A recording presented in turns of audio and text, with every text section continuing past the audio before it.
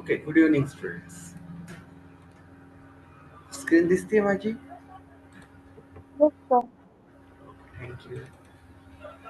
So आज आपण काल जे कंटिन्यू केलं होतं इनहेरिटन्सचे 3 टाईप्सचे प्रोग्राम्स आपण बघितले होते. कुठल्या कुठल्या 3 टाईपचे प्रोग्राम्स बघितले होते? पहिला प्रोग्राम Multiple, सिंगल. multi-level, हा, दुसरा, multiple, तिसरा. multi-level. करेक्ट. आता आज आपण जे बघणार आहोत तो आहे, आता ऍक्च्युली 5 टाईप सांगितले मी: सिंगल, मल्टिपल, मल्टीलेवल, हायरार्चिकल आणि हायब्रिड. ओके.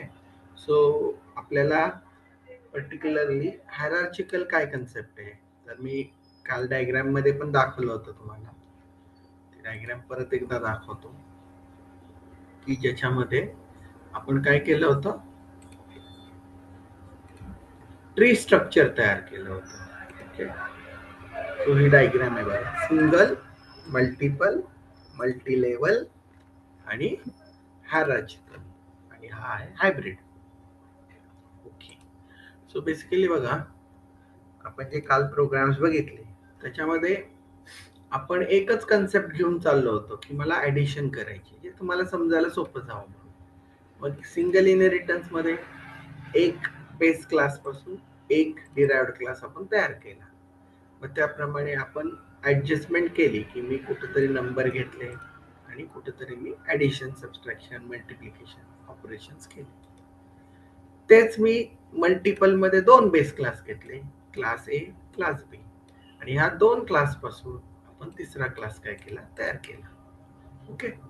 सो इथं मग एका क्लासमध्ये ए ची व्हॅल्यू घेतली, एका क्लासमध्ये बी ची व्हॅल्यू घेतली, आणि मग तिसऱ्या क्लासमध्ये त्या दोघांची बेरीज केली. जसं मी बेरीज केली तसं इथं मी मल्टिप्लिकेशन पण करू शकतो. क्लिअर? आणि तिसरा जो प्रोग्राम आहे ज्याच्यामध्ये आपण डिस्कस केलं होतं, multi level. So level means what? A to B, B to C. Okay. So that multi level, की ज्याच्यामध्ये ए क्लास घेतलेला आहे, ए क्लास पासून बी क्लास घेतलेला आहे, आणि बी क्लास पासून सी क्लास तयार केलेला आहे. So C is a child, B is a father, and the A is a grandfather. Okay. So आपल्या डायग्रामच्या पॉइंट ऑफ व्ह्यू मी डिस्कस केलं. सो हे काल आपण प्रोग्राम्स बघितले. आय होप तुम्हाला ते सगळे प्रोग्राम्स समजले असतील. आज आपण पुढचा प्रोग्राम बघणार आहोत ज्याच्यामध्ये एक बेस क्लास आणि त्याच्यापासून आपण मल्टिपल काय करणार आहोत, डिराइव्हड क्लास तयार करणार आहोत. ओके. सो बेसिकली हा सिनारिओ किंवा हा जो इनहेरिटन्स आहे हा कधी वापरला जातो, सो त्याचं एक लाईव्ह एक्झाम्पल मी तुम्हाला सांगतो. तुम्हाला बँकेमधले अकाउंट माहिती आहेत? बँकेत अकाउंट्स असतात, हो सर. करेक्ट?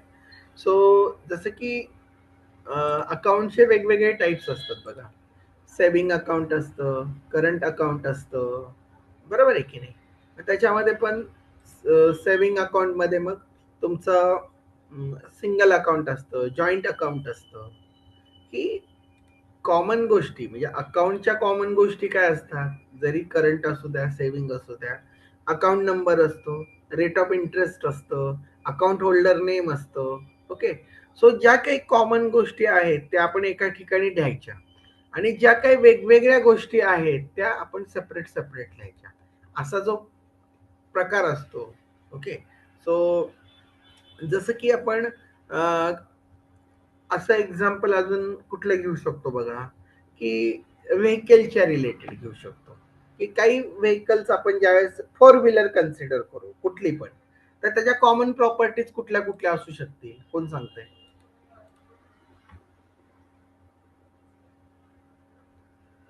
फोर व्हीलर मध्ये कॉमन प्रॉपर्टीज काय काय असू शकतील?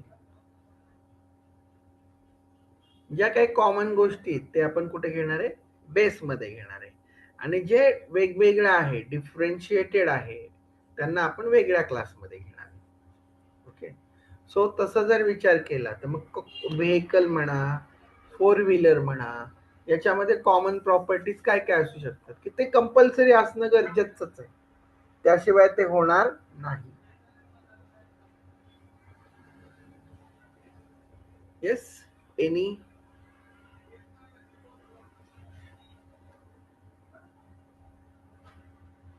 ओके, अजून वेगळे एक्झाम्पल्स. सपोज वेगळं काय सांगतो बघा, लक्ष द्या. सपोज मला एक्झाम नावाचा क्लास तयार करायचा आहे. ओके, त्याच्यानंतर रिझल्ट नावाचा क्लास तयार करायचा आहे.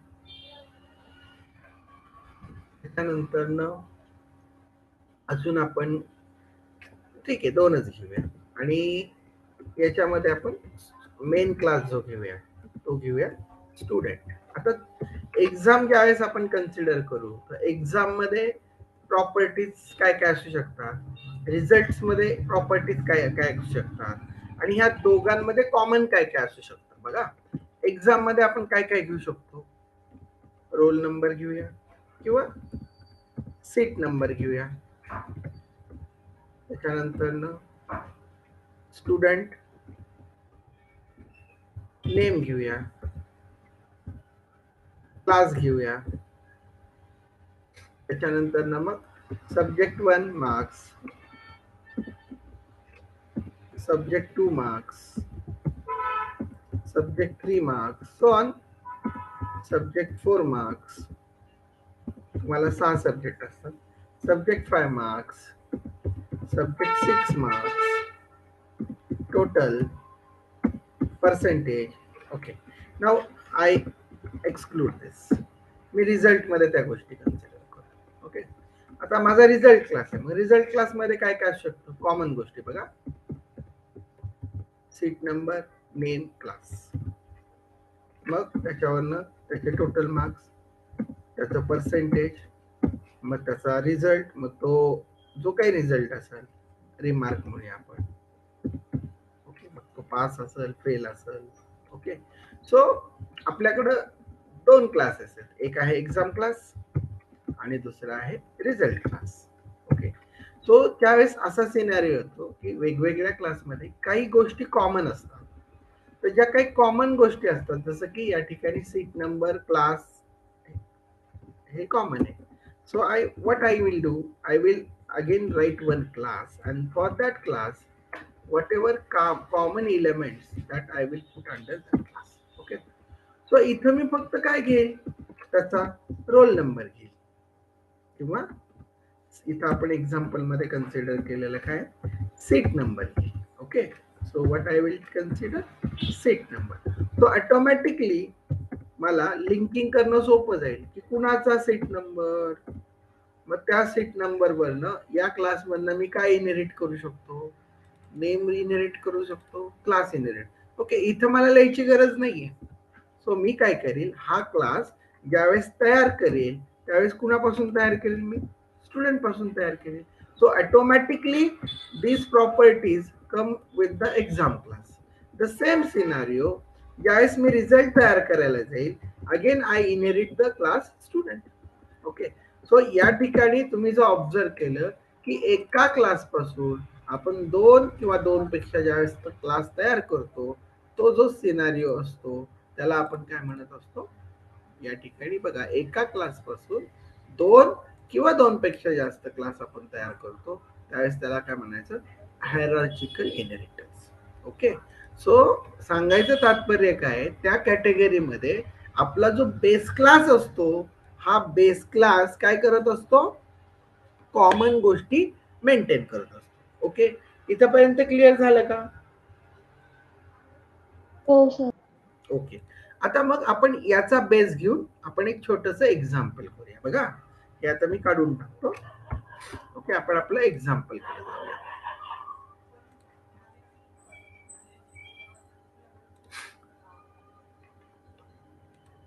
आता आपण जो इनहेरिटन्स बघणार आहोत,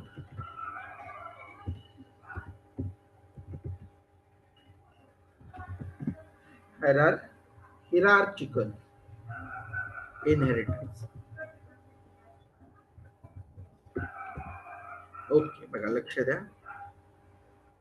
आपण जो क्लास आपला जो टाइप आहे तो कुठला आहे, हिरार्चिकल, HIERAR, HIERAR. RARCHICAL, बरोबर आहे का? CHICAL, correct, hierarchical. Okay, so hash include IO stream using namespace std. आता मी इथं कॉमन गोष्टी घेतो. Let we consider data. याच्यामध्ये काल आपण शिकलो होतो प्रोटेक्टेड इंटिजर ए आणि B, public void get cout slash n enter a and b एकत्रच करूया.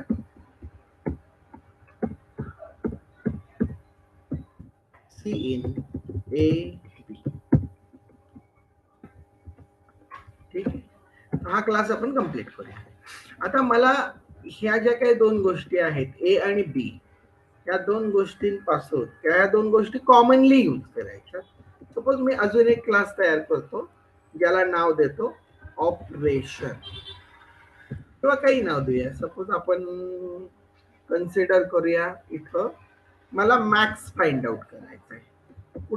कुणापासून तयार करायचा? हा डेटापासून तयार करायचा. Okay, so what I will do here, मी एक मॅक्स नावाचं फंक्शन लिहितो, गेट मॅक्स. मला मॅक्सिमम व्हॅल्यू प्रिंट करायची. Okay, simple. मग मी कसं लिहीन? A is greater than B असेल तर म्हणणार इथं slash N A is max, otherwise म्हणणार मी C out slash N B is max. So बघा, म्हणजे थोडक्यात या ठिकाणी मी जो डेटा क्लास घेतलेला आहे याला मी प्रॉपरली पब्लिकली इनहेरिट करतो. जर काही नाही लिहिलं तर प्रायव्हेट होईल. प्रायव्हेट केलं तर तो कुठलाच डेटा बेस क्लासचा ऍक्सेसिबल करून देणार नाही. ओके, सो इथं आपण काय केलं बघा, आपला बेस क्लास घेतलाय डेटा, त्याच्यामध्ये डेटा मी घेतलेला आहे. आता ह्या डेटावर मी ऑपरेशन्स करतोय की मला मॅक्सिमम नंबर फाइंड आउट करायचं. तर त्यासाठी फंक्शन लिहिलेलं आहे गेट मॅक्स. कुठल्या फंक्शन मध्ये लिहिलेलं आहे? मॅक्स नावाच्या फंक्शन मध्ये, क्लास मध्ये लिहिलेलं आहे. तो अजून एक क्लास मी तयार करतो, सेम बेस क्लास. आता इथं मी क्लासचं नाव देतो mean. So I want to find out the minimum. So accordingly I will just make the changes. So sign change केलं तरी चालेल. जर ए इज लेस दॅन बी असेल तर A is mean, otherwise your B is mean. बघा, म्हणजे इथं तुमचा डेटा कॉमन ए आणि बी, तो मी कुठं कुठे यूज केला, त्याच्यापासून दोन क्लास तयार केले. एक केला मॅक्स नावाचा, एक केलाय मी मीन नावाचा. ओके, मला ऍव्हरेज घ्यायचंय, ऍव्हरेज सुद्धा घेऊ शकतो. अजून एक क्लास मी ऍव्हरेज नावाचा क्रिएट करून दाखवतो. So again I will just paste that code आणि इथं मी क्लासला नाव देतो एव्हीजी, ऍव्हरेज. डेटापासून तयार कर. या ठिकाणी get average AVG, user define name आहे. So how we can find the average? Average कसं फाइंड आउट करतो आपण? Yes,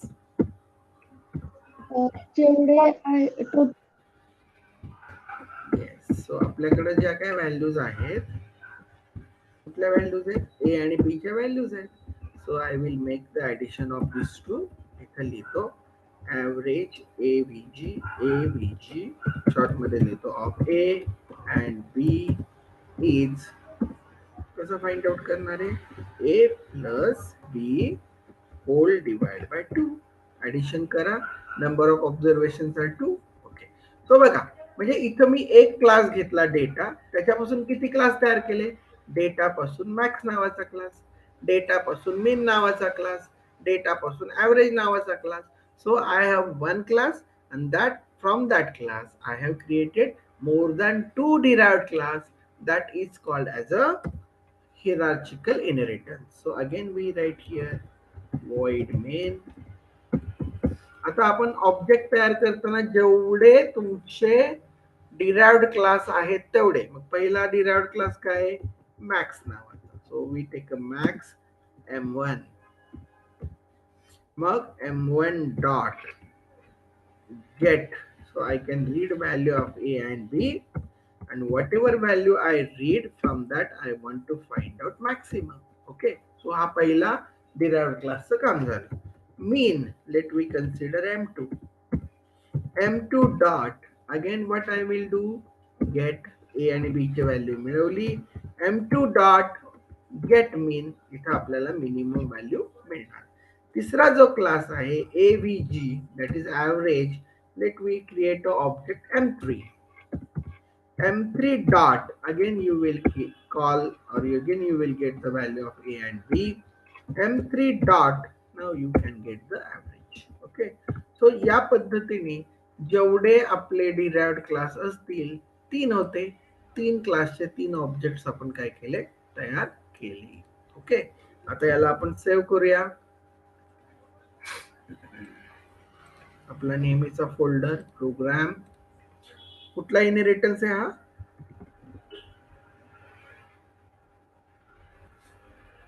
hierarchical. Correct, hierarchical.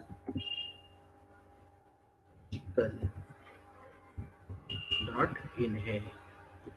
Okay, so याला सेव्ह करूया, कंपाइल करूया. काय म्हणता? ओके, सॉरी, इथं आपला नेहमी सी प्लस प्लसचा मेन इंटिजर व्हॅल्यू रिटर्न करतो. ओके, ऍक्च्युली वॉइड लिहिलं होतं बघा. सो पहिला मॅक्स साठी ए ची व्हॅल्यू सपोज 11, बी ची value 45. So your B is max, so B is max answer आलं. Suppose A is 11, B is 45. इथं मिनिमम कोण आहे? 11, that is A is a minimum. Okay, आणि 4 + 6 10 divide by 2, average is 5. Okay, so या पद्धतीने concept सोपा आहे. फक्त तुम्हाला एक्सप्लेन विथ एक्झाम्पल जर सांगितलं तर तुम्हाला असा सोपा प्रोग्राम, छोटा प्रोग्राम लिहिता यायला पाहिजे. क्लिअर? हा कोड आपल्याला कॉम्पॅक्ट पण करता येईल. त्याच्यासाठी कोलन, क्वेश्चन मार्क कोलन, जो कंडिशनल ऑपरेटर आहे तो जर यूज केला तर अजून छोटा होऊन जाईल. ओके, सो पण तो थोडा कॉम्प्लिकेटेड पण होऊन जाईल. हे आपलं सोपं आहे, इफ एल्स लिहिणं सोपं आहे.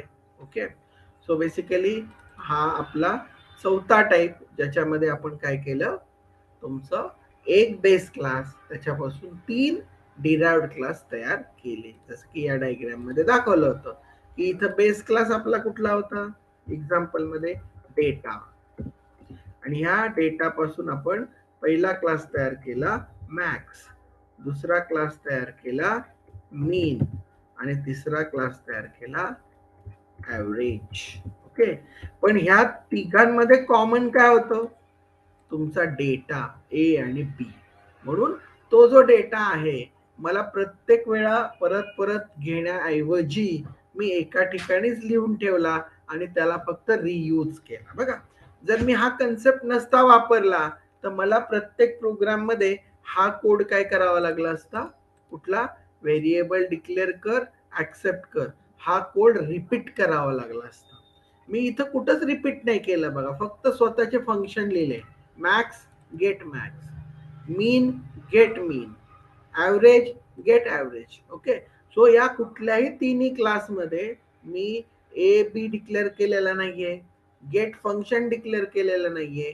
हे मी ऑटोमॅटिकली जो काही माझा बेस क्लास आहे त्याला रियूज केलेला आहे.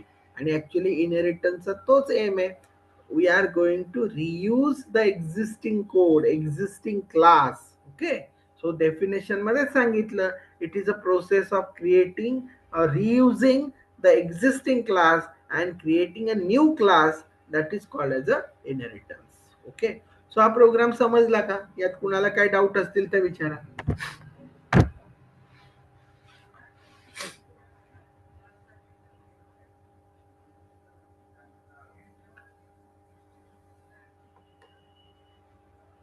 येस, कुणाला काय डाऊट?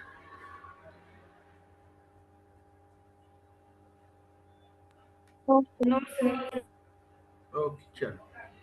आता जो पाचवा टाईप आहे, जसं की मी तुम्हाला सांगितलं की आज आपण इनहेरिटन्स कंप्लीट करणार आहोत, आणि त्याच्यानंतर ना मग या चॅप्टर मधला शेवटचा पॉइंट फाईल हँडलिंग त्याच्याकडे आपण जाणार आहोत. ओके, सो या म्हणजे माझं टार्गेट आहे ऍटलीस्ट या आठवड्यात तरी हे संपणं अपेक्षित होतं, म्हणजे संपलंच पाहिजे, कारण की मला हे मागच्याच नोव्हेंबरमध्ये संपवायचं होतं. पण ठीक आहे, काही प्रॉब्लेम नाहीये. आता आपल्याला काय करायचंय बघा, पाचवा जो टाईप आहे तो कुठला टाईप आहे? Hybrid inheritance. हा जो हायब्रिड इनहेरिटन्स असतो तो काय प्युअर नसतो, कुणाचं तरी कॉम्बिनेशन असतं की ज्याच्यामध्ये तुम्हाला दोन इनहेरिटन्स एकत्र करायचे. जसं की या डायग्राम मध्ये तुम्ही जर बघितलं की मल्टी लेवल आणि मल्टिपल हे सगळं आपण काय केलं, एकत्र केलं. किंवा या ठिकाणी जर बघितलं हायरार्चिकल आणि मल्टिपल. ओके, असं.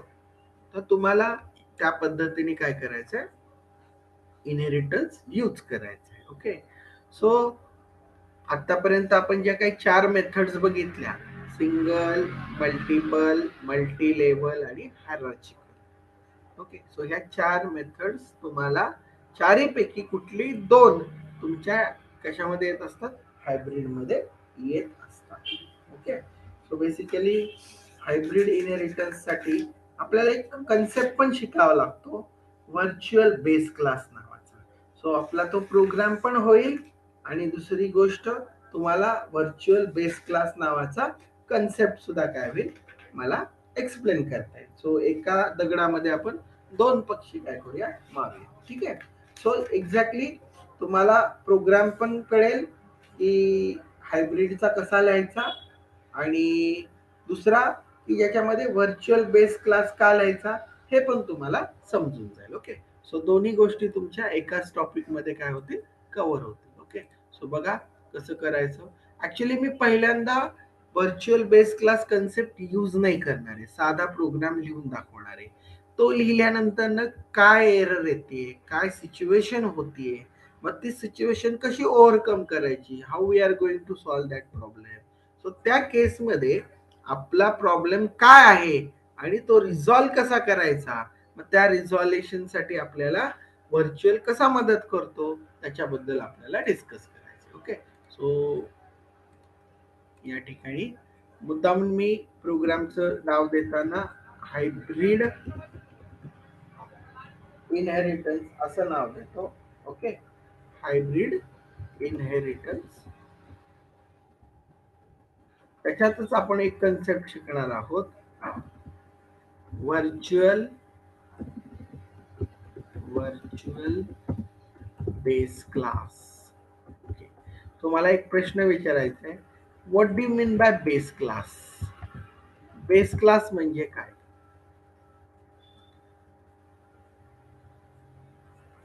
What is base class?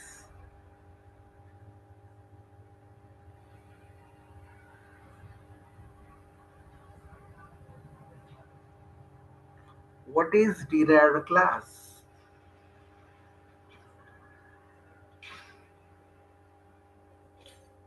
Yes. What do you mean New by class, derived class? Is a new class. Good. But what is base class? parent class, parent Parent class. class. The existing class, old class from which we create a new class, that is called as a base class. Okay. So नावातच आहे virtual base class. So always we make a base class. जर मला virtual करायचं असेल तर कुणाला virtual करणार आहे आपण? बेस क्लासला करणार आहे, डिराइव्ड क्लासला करणार नाही. ओके, सो का करावं लागतं त्याच्याबद्दल आपण डिस्कस करूया. ठीक आहे, सपोज आपण प्रॉब्लेम घेऊया, एक छोटासा प्रॉब्लेम घेऊया. लक्षात सगळ्यांनी, आता आपण सारखं ऍडिशन वगैरे करतो त्याच्याऐवजी जरा वेगळं काहीतरी घेऊया, जेणेकरून तुम्हाला थोडा चेंज पण मिळेल. Suppose hash include IOStream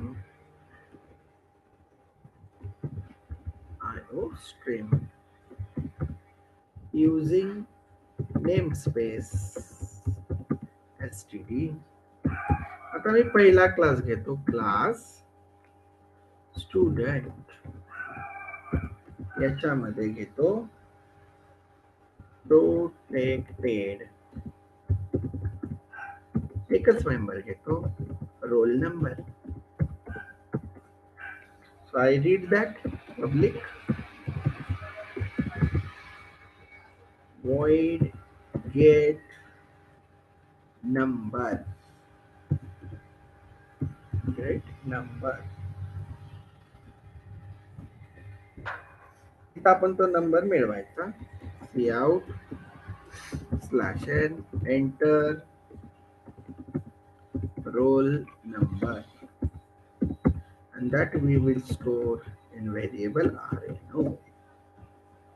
okay, जसा नंबर मिळवला तसा मला नंबर प्रिंट करायचा आहे. पुट नंबर, नंबर इथं आपल्याला ती व्हॅल्यू फक्त प्रिंट करायची. सो त्याप्रमाणे पुट नंबर, नंबर प्रिंट करायचा आहे. So roll number is equal to तुमचा जो रोल नंबर असेल तो रोल नंबर. ओके, सो इथे एक क्लास घेतलेला आहे. क्लासचं नाव काय आहे? स्टुडंट, ज्याच्यामध्ये मी काय घेतलेला आहे? रोल नंबर घेतलेला आहे. ओके, तुम्हाला हवा असेल तर तुम्ही नेम पण घेऊ शकता, पण आपल्याला नेम नाही घ्यायचं. एक छोटा करायचं, जास्त कॉम्प्लिकेटेड नाही करायचं. आता मी काय करतो बघा, या क्लास पासून एक टेस्ट नावाचा क्लास तयार करतो.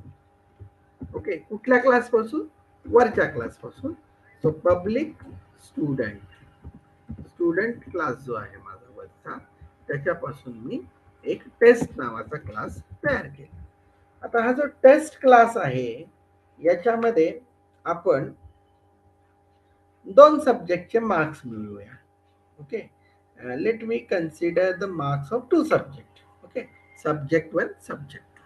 Okay, protected, we will consider marks of subject 2, subject 1, subject 2. हे सगळे ऍक्सेप्ट करायचे. सो आपण फंक्शन लिहूया, void get marks, व्हॅल्यूज मिळवायचे. Cout, तुम्ही डायरेक्टली मेसेज द्या, enter marks of subject 1 and subject 2. Okay, so त्याप्रमाणे तुमचा सब्जेक्ट 1 चे मार्क्स आणि सब्जेक्ट 2 चे मार्क्स आपण मिळवले. जे काही मी मार्क्स मिळवले आहेत ते मार्क्स मला आता काय करायचे? प्रिंट करायचे. So again I use here void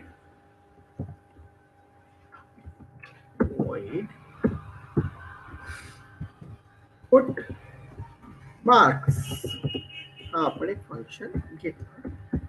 त्याच्यामध्ये आपण सब्जेक्ट 1 चे marks as well as subject 2 चे मार्क्स काय करणार आहोत? प्रिंट करणार आहोत. सो सब्जेक्ट 2 चे marks print. Okay, so this is the definition for a function put marks. आता गेट मार्क्स, पुट मार्क्स हे फंक्शन कुठल्या क्लासचे आहेत? तुमच्या टेस्ट क्लासचे. आणि हा टेस्ट क्लास कोणापासून तयार केलेला आहे? Student class.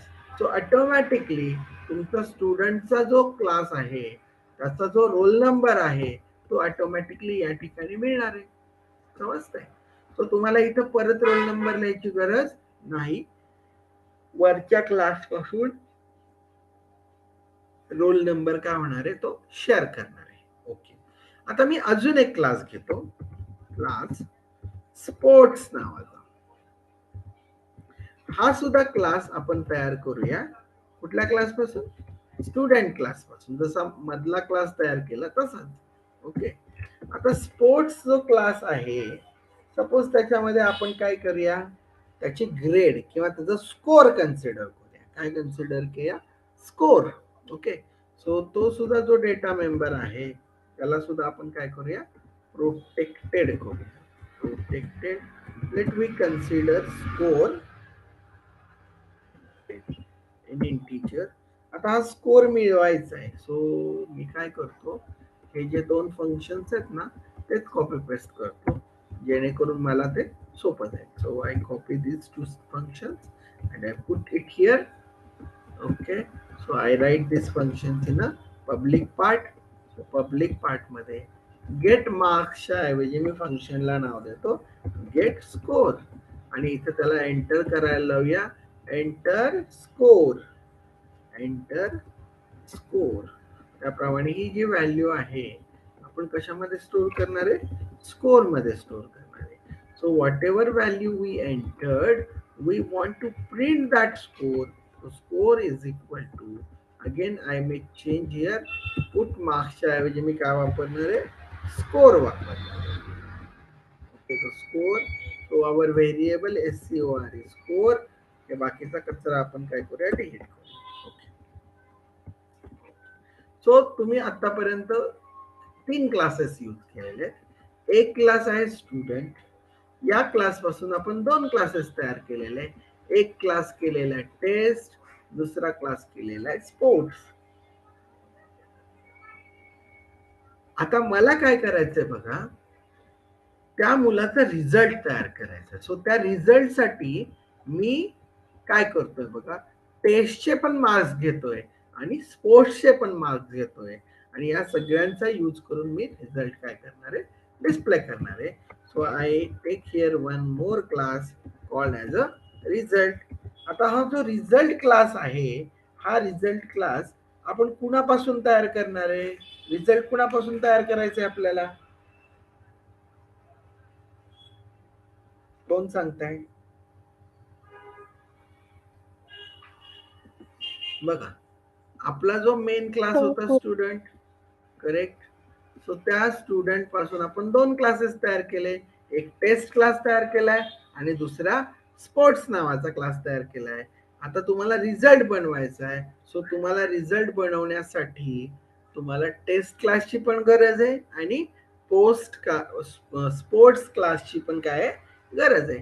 सो त्याप्रमाणे टेस्ट मधले पण मार्क्स येतील आणि टेस्ट तुमचा जो काही स्पोर्ट्स आहे त्याचा स्कोर सुद्धा मिळेल आणि ह्या तिन्ही गोष्टीचा म्हणजे मार्क्स आणि तुमच्या स्पोर्ट्स मधले मार्क्स याचा यूज करून आपण काय करणार आहे रिझल्ट जनरेट करणार आहे. सो मी या ठिकाणी लिहिताना लिहितो पब्लिक.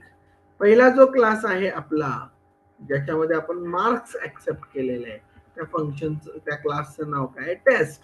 सो मी इथे लिहिताना लिहितो पब्लिक टेस्ट आणि दुसरं लिहितो public sports. Okay, so these are 2 classes we use to derive one class. Okay, so या ठिकाणी तुम्ही जो ऑब्झर्व केलं किंवा डायग्राम मध्ये जर तुम्ही विचार केला ड्रॉ करायचा तर तो सिनारिओ कोणासारखा आहे तर बेसिकली बघा याच्या आधी जी तुम्हाला हायब्रिडची डेफिनेशन दाखवली होती एक सेकंड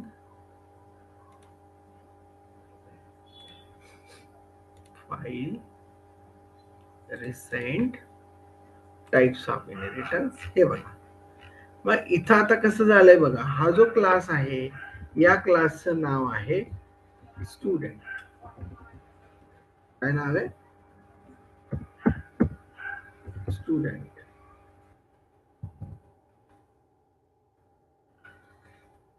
ओके मग हा जो स्टुडंट क्लास आहे तो मी यूज केला टेस्ट साठी तो मी यूज केलाय स्पोर्ट्स साठी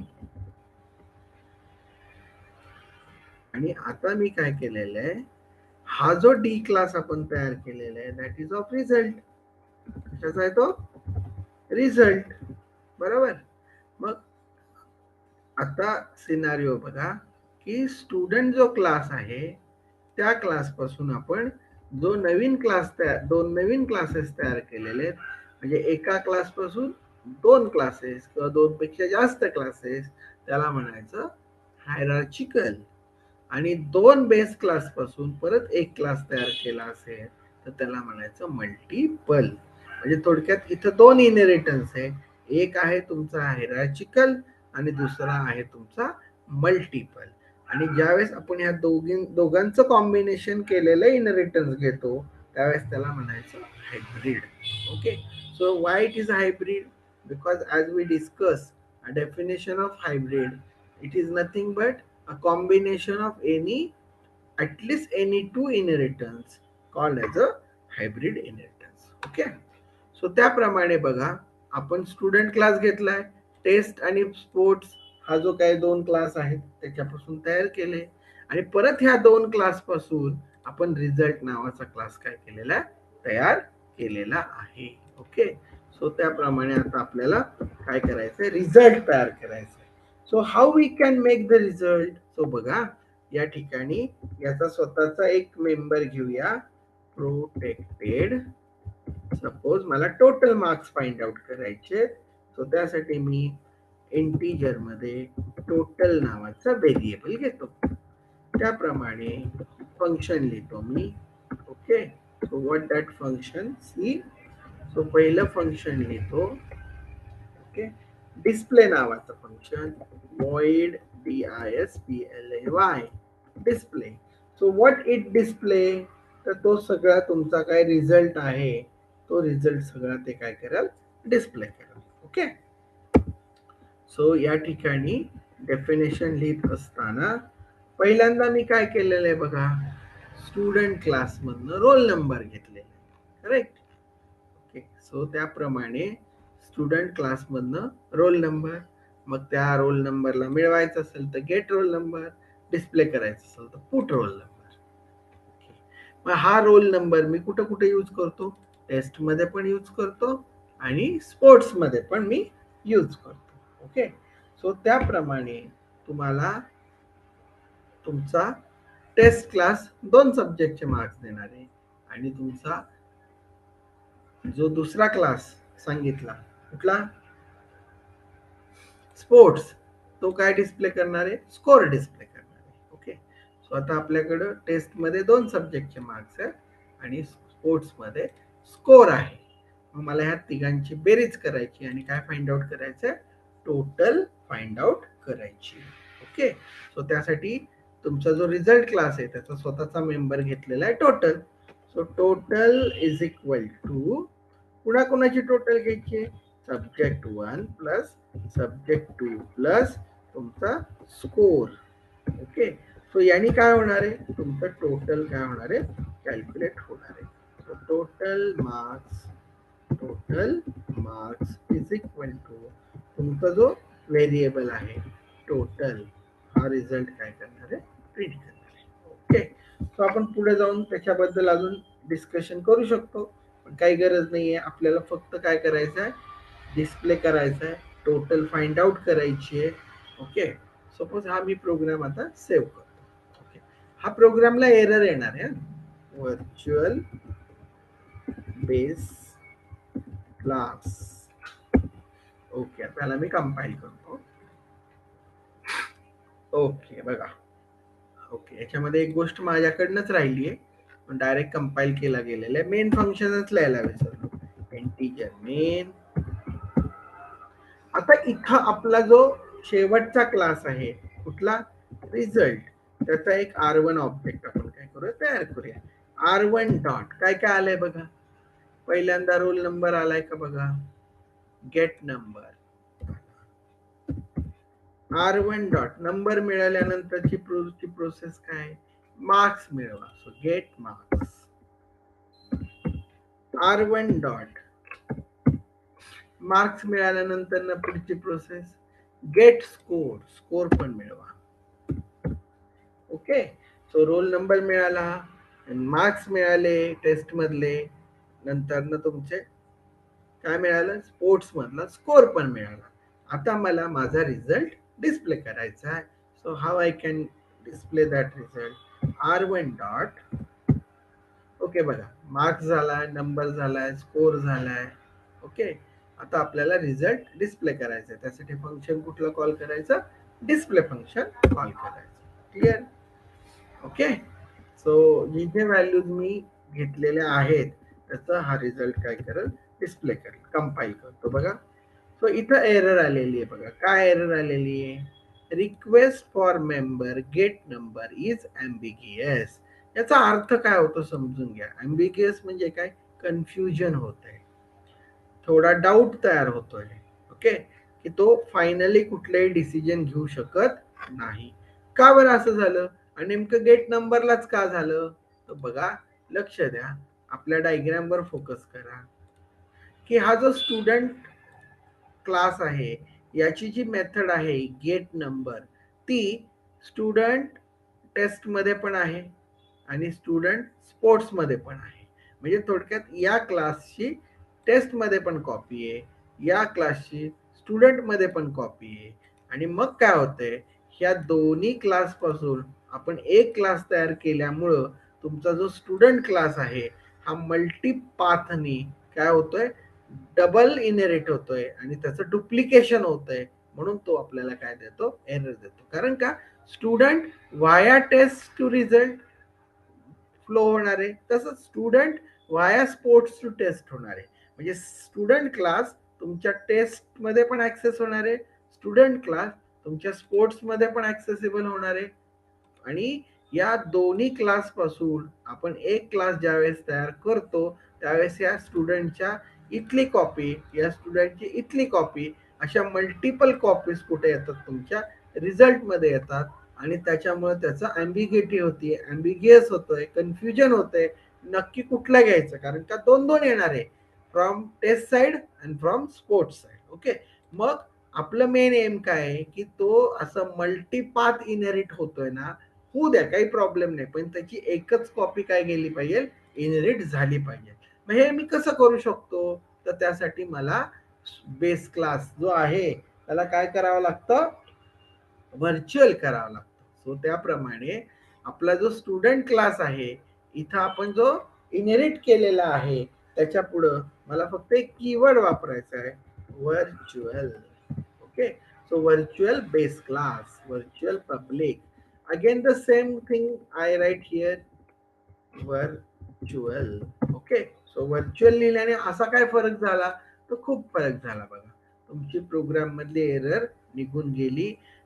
आता एरर का निघून गेली, तर व्हर्च्युअल कीवर्ड मुळे काय झालं, त्याचे जो मल्टीपाथ इनहेरिट होत होता जरी झाला तरी त्याची एकच कॉपी तुमच्या रिझल्ट या क्लासमध्ये काय होती, स्टोअर केली जाते. Okay, so student test result, student sports result. So student, this class is inherited in two different paths.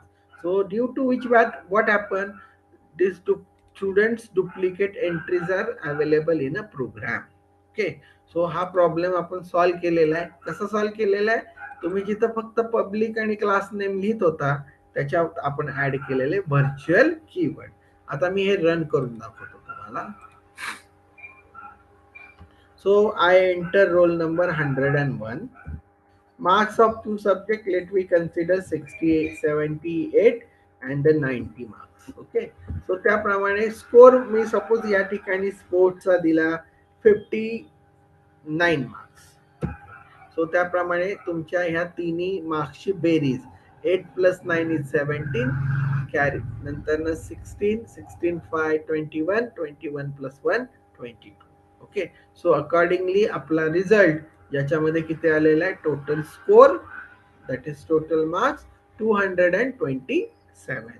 Okay, so या पद्धतीने की आपण इनहेरिटन्स वापरलेला आहे पण तो प्युअर नाहीये. तो कसला इनहेरिटन्स आहे, हायब्रिड, की ज्याच्यामध्ये आपण एकापेक्षा जास्त इनहेरिटन्सचे टाइप्स कन्सिडर केलेले आहेत. कुठले कुठले केले होते, तर तुम्हाला मगाशी सांगितल्याप्रमाणे एका क्लास पासून आपण 2 क्लासेस तयार केले. ओके, कुठले कुठले 2 क्लासेस तयार केले, एक टेस्ट नावाचा क्लास तयार केला आणि एक आपण स्पोर्ट्स नावाचा क्लास तयार केला. म्हणजे एका क्लास पासून जर आपण 2 किंवा 2 पेक्षा जास्त क्लासेस तयार करत असू तर त्याला कुठले हे म्हणतो आपण, इनहेरिटन्स. एका क्लास पासून 2 किंवा 2 पेक्षा जास्त क्लासेस तयार करतो त्यावेळेस त्याला आपण म्हणतो मल्टिपल हायरार्चिकल इनहेरिटन्स. एका क्लास पासून एकापेक्षा जास्त, 2 किंवा 2 पेक्षा जास्त. आता 2 किंवा 2 पेक्षा जास्त आणि त्याच्या बेस क्लास आणि त्याच्यापासून आपण एकच क्लास तयार करत असेल तर त्याला आपण काय म्हणतो, मल्टिपल इनहेरिटन्स. त्याचा प्रॉब्लेम काय होतो बघा, तर तुमचा जो काय क्लास आहे या केसमध्ये स्टुडंट, त्याच्या 2 कॉपीज तुमच्या रिझल्टमध्ये काय होतात, तयार होतात. 2 कॉपीज का, कारण की हा जो स्टुडंट आहे तो टेस्टमध्ये पण इनहेरिट होतोय, हा जो स्टुडंट आहे तो स्पोर्ट्समध्ये पण इनहेरिट होतोय. आणि मग टेस्ट आणि पोस्ट याच्यापासून आपण रिझल्ट क्लास काय केलेला आहे, तयार केलेला आहे. सो स्टुडंटची टेस्ट मधली कॉपी, स्टुडंटची स्पोर्ट्स मधली कॉपी, अशा 2 कॉपीज तुमच्या रिझल्ट मध्ये येतात. मग त्याचं कन्फ्युजन होतं, ॲम्बिग्युइटी होती की नक्की कुठलं कन्सिडर करायचं. सो 2 कॉपीज न जाता सिंगल कॉपीज जाण्यासाठी आपण तुमच्या बेस क्लासला काय केलेलं आहे, व्हर्च्युअल बेस क्लास करून टाकलेला आहे. So basically what is virtual base class, why it is needed.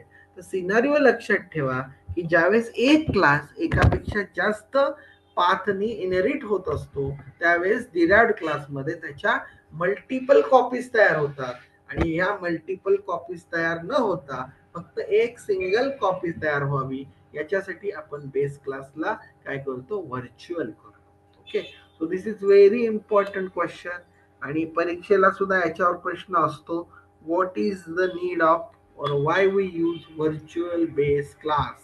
Okay, so virtual म्हणजे तुम्हाला काय करायचंय, ज्या काही मल्टिपल कॉपीज झालेल्या आहेत त्याच्याऐवजी सिंगल कॉपीज आपल्याला इनहेरिट करायची आहे. तर त्याच्यासाठी फक्त तुम्हाला कीवर्ड व्हर्च्युअल काय करावा लागतो, यूज करावा लागतो. क्लिअर. बघा हा टॉपिक थोडा महत्वाचा आहे. याच्यामध्ये आपण 2 गोष्टी कंबाईन केलेल्या आहेत, हायब्रिड इनहेरिटन्स पण केलेला आहे आणि व्हर्च्युअल बेस क्लास पण केलेला आहे. बघा यात कुणाला काय डाऊट असतील ते विचारा. हा एक्झाम मध्ये पण प्रश्न विचारलेलाच आहे प्रोग्राम, म्हणून तो पण मी इथं कव्हर केलेला आहे.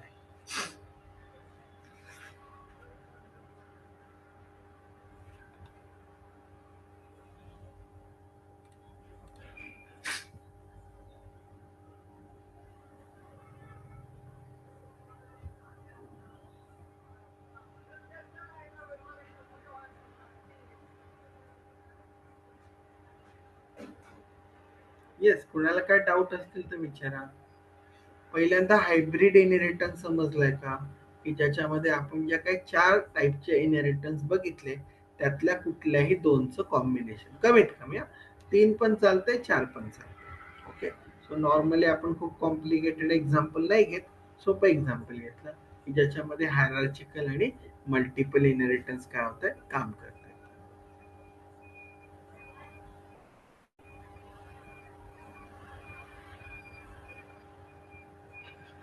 येस, कुणाला काय डाऊट असतील तर विचारा. No sir. ओके, तर बेसिकली हा प्रोग्राम अजून आपल्याला दुसऱ्या म्हणजे सोप्या पद्धतीने पण करता येऊ शकतो, तो पण पद्धत मी सांगतो. हा सपोज आपल्याला एक्झाम मध्ये विचारलेला आहे. ओके, सो बघा सेम व्हर्च्युअल बेस क्लास अजून एक प्रोग्राम, तुम्हाला जर यात काय डाऊट असतील तर त्यात अजून क्लिअर होते. ओके, खूप सोपा प्रोग्राम घेतो, hash include IO stream using namespace std. इथे एक क्लास घेऊया आपण ए, याच्यामध्ये एकच मेथड आहे, डिस्प्ले मेथड. ही मेथड डिस्प्ले करणार आहे हाय फ्रॉम ए. हा एक क्लास आपण 2 क्लासला काय करूया, इनहेरिट करूया. सो पब्लिक ए, याचं स्वतःच काहीच नाहीये, नुसता इनहेरिट करूया.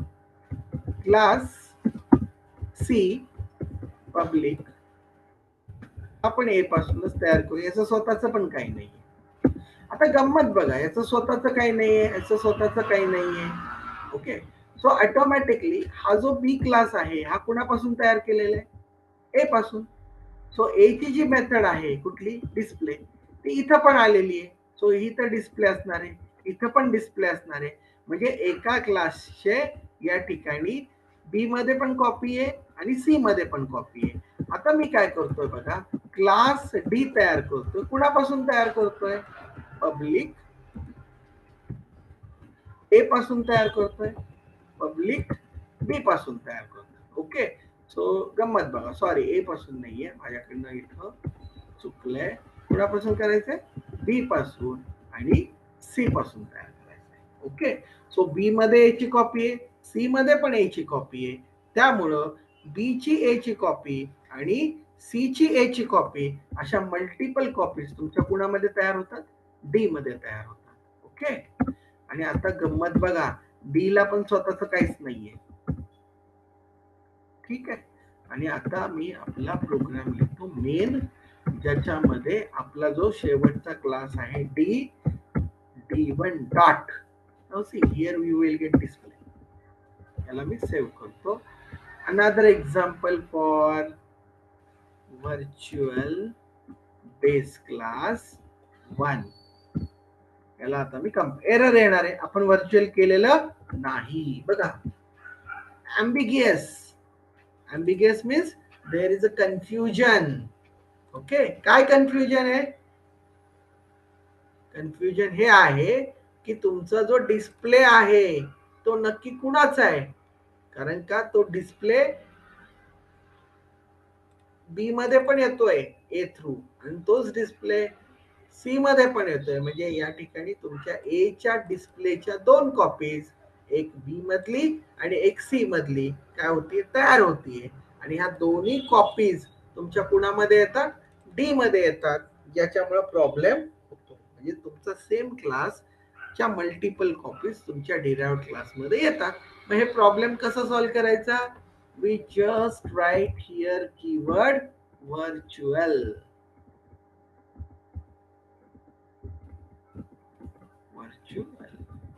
Same thing we write here, virtual. Clear? आता बघा, आपण याला कंपाइल करूया. So now see, your program is working properly. There is no error, no warning. Yes. Now see, hi from A. Clear? म्हणजे मगाशी जो काही खूप मोठा प्रोग्राम केला होता तसं इथं काहीच करावं लागलं नाही. You have to just write one method display and that you have to only relate with A, with B, with C accordingly. हा प्रोग्राम छोटा सोपा झाला की नाही सांगा बरं? का मगाचा सोपा होता?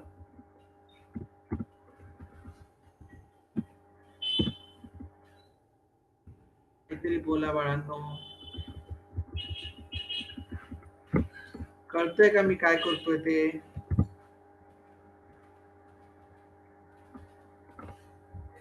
हा कन्सेप्ट जो आपण डिस्कस करतोय तो कुठला आहे? Virtual base class.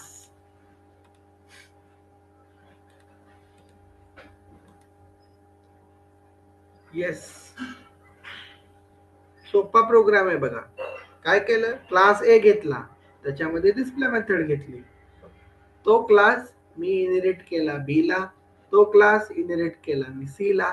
स्वतःच बी च काही नाहीये, सी च काही नाहीये, तो ऑटोमॅटिकली पेरेंट्स कडनं जे आलंय डिस्प्ले डिस्प्ले, दोघांमध्ये काय आलं, डिस्प्ले डिस्प्ले आलं. आणि ही जी डिस्प्ले डिस्प्ले मेथड आहे ती डिस्प्ले डिस्प्ले मेथड तुमच्याकडे कुणामध्ये येणार आहे, डी मध्ये येणार आहे. सो डी मध्ये दोन डिस्प्ले झाले एकाच क्लासचे, मग तो कन्फ्यूज होतोय. दोन आल्यामुळे कन्फ्युजन होतंय. मग ते दोन यू नाहीत म्हणून आपण काय केलेलं आहे, व्हर्च्युअल कीवर्ड काय केलेलं आहे, यूज केलेला आहे. Clear? So this is about hybrid inheritance and virtual base class. So परीक्षेला प्रश्न काय असतो बघा, what is virtual base class? Explain with example. So this virtual concept come in picture when same class is inherited in a multipath. So in some situation, how to handle multipath inheritance? How to handle multipath inheritance? If we have X class and we are inheriting it with multiple path, then its duplicate copies are created, and how these duplicate copies are avoided. Okay, so for that we make base class virtual. म्हणून काय काय वेळेस कधी कधी what is the use of virtual base class? The use is to avoid multipath inheritance. समजतंय का?